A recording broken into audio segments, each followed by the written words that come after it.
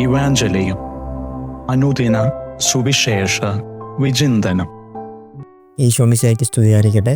ആണ്ടുവട്ടം 26-ാം വാരം ശനിയാഴ്ച തിരുസഭ നമുക്ക് ധ്യാനിക്കാനായിട്ട് തന്നിരിക്കുന്നത് വിശുദ്ധ ലൂക്കായുടെ സുവിശേഷം 10-ാം അധ്യായം 17 മുതൽ 24 വരെയുള്ള വാക്യങ്ങളാണ്. തങ്ങളെ ഏൽപ്പിച്ച ദൗത്യം വിജയകരമായിട്ട് പൂർത്തിയാക്കിയിട്ട് ഒത്തിരി സന്തോഷത്തോടെ തിരിച്ചു വരുന്ന 72 ശിഷ്യന്മാരെ നമ്മൾ ഇന്നത്തെ ഹോസ്പിറ്റലിൽ കാണുന്നുണ്ട്. അവർ തിരിച്ചു വന്ന് ഈശോയോട് പറയുകയാണ്, ഗുരു, നിന്റെ നാമത്തിൽ പിശാചുക്കൾ പോലും ഞങ്ങൾ പറയുമ്പോൾ പുറത്തു പോകുന്നു.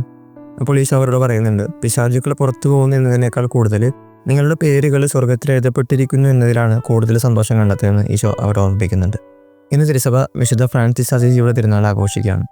ലോകം 2-ാം ക്രിസ്തു എന്നൊക്കെ വാഴ്ത്തിപ്പാടുന്ന മഹാനായ ഒരു വ്യക്തി സുവിശേഷത്തിൽ പറയുന്ന പോലെ തൻ്റെ പേരും സ്വർഗത്തിൽ എഴുതി ചേർക്കപ്പെടണമെന്നുള്ള തീവ്രമായ ആഗ്രഹത്തോടു കൂടി ജീവിച്ചിരുന്ന ഒരു മഹാനായ വ്യക്തി.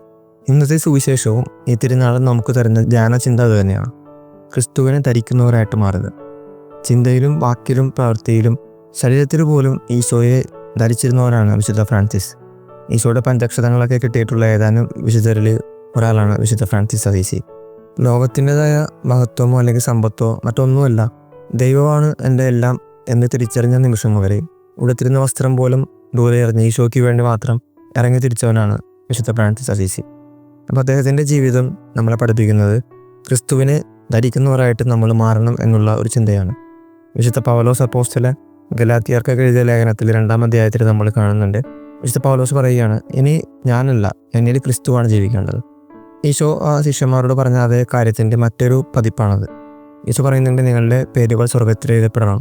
അതിൻ്റെ തന്നെ മറ്റൊരു വെർഷനാണ് ഈ ക്രിസ്തുവിനെ ധരിക്കുന്നവരായി മാറുക എന്നുള്ളത്. നമ്മുടെ ജീവിതത്തിലേക്ക് വരുമ്പോൾ നമ്മളുമായി ബന്ധപ്പെട്ട എല്ലാ മേഖലകളും, നമ്മളുടെ കുടുംബത്തിലായിക്കോട്ടെ അല്ലെങ്കിൽ നമ്മൾ ജോലി ചെയ്യുന്ന സ്ഥലങ്ങളിൽ, നമ്മളുമായി ബന്ധപ്പെട്ട ഏത് മേഖലയും ആയിക്കോട്ടെ, അവിടെയുള്ളവർക്കൊക്കെ നമ്മളെ നോക്കിയിട്ട് പറയാൻ സാധിക്കണം, ഇവനിൽ അല്ലെങ്കിൽ ഇവളിൽ ക്രിസ്തുവിൻ്റെ എന്തോന്ന് ജ്വലിക്കുന്നുണ്ട് അല്ലെങ്കിൽ എന്തോന്ന് പ്രതിഫലിക്കുന്നുണ്ട് എന്ന് പറയാൻ തക്ക രീതിയിലുള്ള ഒരു ജീവിതമായിരിക്കണം നമ്മൾ ജീവിക്കേണ്ടതെന്ന് ഈ തിരുനാളും ഇന്നത്തെ ഗോസ്പൽ പാസേജ് നമ്മെ ഓർമ്മപ്പെടുത്തുന്നുണ്ട്. ഇന്ന് ഈ തിരുനാളിൻ്റെ പശ്ചാത്തലത്തിൽ നമുക്കും വിശുദ്ധ ഫ്രാൻസിസിനെ പോലെ ഈശോയോട് പ്രാർത്ഥിക്കാം.